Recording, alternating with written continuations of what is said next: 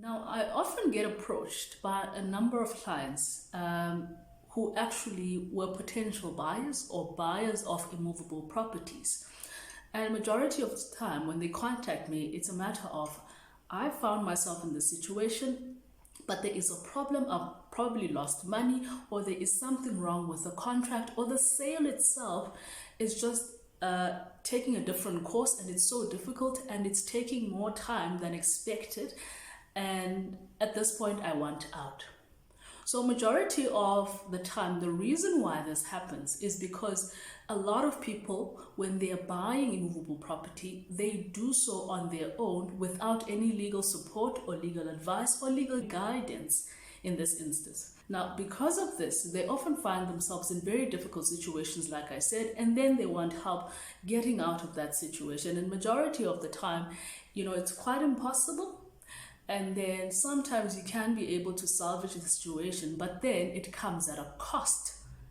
So, which is why I often advise that people, when they're actually going to involve themselves in immovable property sales, or they're going to buy property or even selling property, rather get legal assistance so that you can get the proper guidance and understand the whole process and how it's going to pan out. And so there are three particular circumstances that I actually want us to talk about where I deem it necessary that you actually get legal guidance and legal assistance so that you can understand, number one, the process, and understand the legalities, and also have them look at the contract so that they can properly advise you, so that you don't make a decision that is going to be costly to you. For all of those who probably don't know me, my name is Yolanda Mnyengeza, and I'm an attorney and a director at Mnyengeza Attorneys.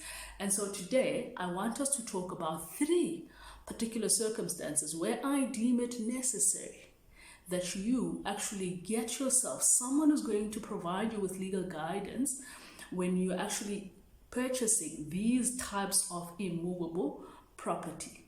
Let's talk about the first one. So what's the first one? If you're going to buy a property that is registered in the name of a minor, make it a point that you get yourself a legal practitioner who's going to advise you throughout this process so that you don't overlook the legalities around this. In terms of South African law, if a property is registered in a minor's name, that property cannot be sold either by a guardian or the parent. They don't have a right to sell that property. The only person or the only institutions that can allow you to do this is actually the master of the High Court and also the High Court of wherever it is the property is situated. So without these two institutions' authorization, that property cannot be sold. And under which circumstances can they give you authority? The most important thing that they need to see is that the sale of this property is actually going to be to the advantage of this minor child. If it's going to be to the advantage, they're actually going to give you authorization. But if they don't deem that it is in the best interest or to the advantage of this minor, they will not give you such authority. And so whatever sale that you had in mind is going to fall through. So who gives authority? In a particular instance, how would you know where to go, whether to the High Court or to the master of the High Court? Now, if the property value is below 250,000 Rand, then you can go to the master of the High Court to request that they give you authorization. However, if the property value is above 250,000 Rand, you will have to approach the High Court and actually make an application to get them to give you this authorization. Now, even when they have given you this authorization, they will have to, they will request proof from you that you're actually going to use this money for this and that. They need to get clarity on how you're going to use this money and what you're going to use it for. And another thing that you must consider is that once you sell this property, that amount of money will be kept in the guardian's fund, because remember, in South Africa, any money belonging to a minor child cannot be kept by other people, but it must be kept in the Guardian's Fund. So there is a possibility all of that money can go straight to the Guardian's Fund, and if you need it, you're going to have to apply to get whatever funds that you need. Let's go to the second type of immovable property purchase. Now, the second type of purchase that you want to get an attorney to assist you throughout this process or give you guidance so that you don't overlook all of the legalities is when you're purchasing property out of a deceased estate, which means that the property was owned by someone who recently passed away. Now, one of the things that you have to note about buying property out of a deceased estate is that the process is a bit longer than when you're buying property from someone who's actually alive, because this process does not only comprise of the sale aspect, but it also comprises of the administration aspect, which means what? This property cannot be sold unless, of course, this estate has been reported to the master. It cannot be sold legally until such time there has been executorship provided to an executor, and proof of such has been obtained by way of letter of executorship. Now, once the proof has then been obtained, there still needs to be an advertisement that's done as per the Administration of Estates Act. Now, this process does not take a very short period of time, unfortunately. For instance, the advertisement for creditors to come forward takes about 30 days. So it means that you're going to have to wait for a while before the actual transaction or the actual transfer process even takes place.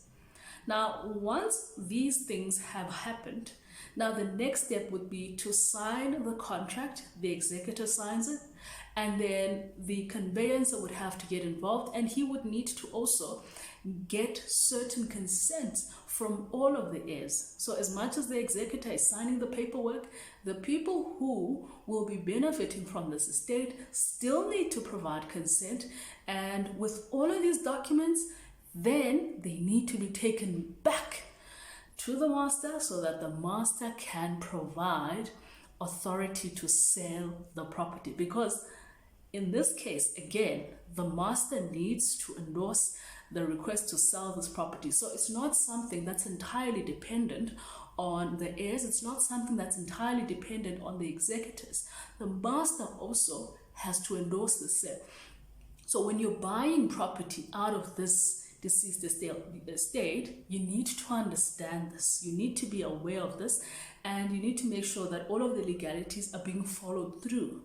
Otherwise, if you don't, you could run the risk of having this whole sale actually fall through.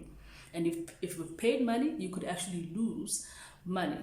And so once everything has been done with the master and the master finally endorses, then the transfer of the property can start as per normal.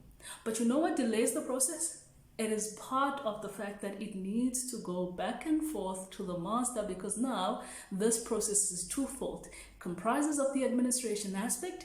It also comprises of the sale aspect. So you need to understand that you're going to have to be patient during this process. Let's talk about the third type of sale that you need to get legal assistance or someone who's going to provide you with some form of legal guidance. Now, the third type of sale that you need to literally have someone assisting you and giving you legal guidance is when you're buying property out of an auction. I think this one, amongst the three that I've actually noted now, is actually one of the most important ones to actually get someone to assist you. Because this type of property, if you buy a property through auction, that property that you buy, that immovable property, comes footstoods. What do we mean by footstoods? It means that it comes as is. If you buy it through auction, you will get it as is, whether it's got damage or whether it's got issues or whether it's got tenants, you will be solely responsible for that. Now, a lot of people tend to not take cognizance of this. So it's very important to understand exactly what you're buying. Make sure you have a proper look at that property. If possible, get a look on the inside. Otherwise, if you just see the outside, you never know what's going on the inside. And another thing, you need to understand the terms and conditions of that particular auction, because those terms and conditions are what you accept when you're actually buying property out of an auction. What do these terms and conditions normally entail? They normally tell you that you take this property as is, and if there's any amount of money that's due to the local council, it's going to be for you. Or if this is a sectional title, if there are any levies that are outstanding, that is yours. So you will carry that burden. Number 3, if there's people living here, tenants, you will be responsible for evicting them. They cannot guarantee. So if there is a possibility that you can get a property where there's a guarantee that the people have left, I think that's better. But always make it a point that you understand the terms and conditions, because once you've bought it, you are solely responsible for the costs and everything that comes with it. Also, what is important to understand the costs implications of buying a property at the auction. Also, these terms, you'll probably find them at the terms and conditions surrounding that particular auction, because if you don't know these costs, additional costs that you need to pay, you are going to also suffer here, because the auctioneer also has to be paid. There's quite a number of people that need to be paid out of this. So you need to understand exactly what you're going to be responsible for and to what extent you're going to be responsible. And so normally if you're doing this on your own, you probably will overlook all of this. Like I had a question the other day from one of my clients saying, can I get out of this property? Unfortunately, it was too late for him, because he had already purchased this property, he had already signed the documents, everything was in order, except for the fact that he did not know that he would be liable with certain costs, because he never read anything, he had no guidance. So, which is why I say, I think amongst the 3 that we just spoke about, this particular one, you cannot overlook speaking to a legal practitioner so that you don't make the mistake.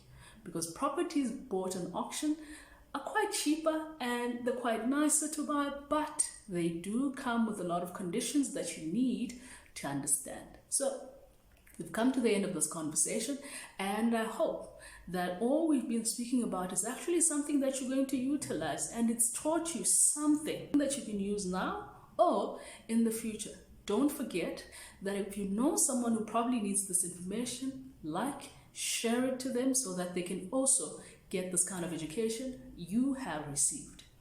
So my name is Yolanda Mnyengeza, and I'm an attorney and a director at Mnyengeza Attorneys. So let's see you next time when we talk about something that could be useful to you.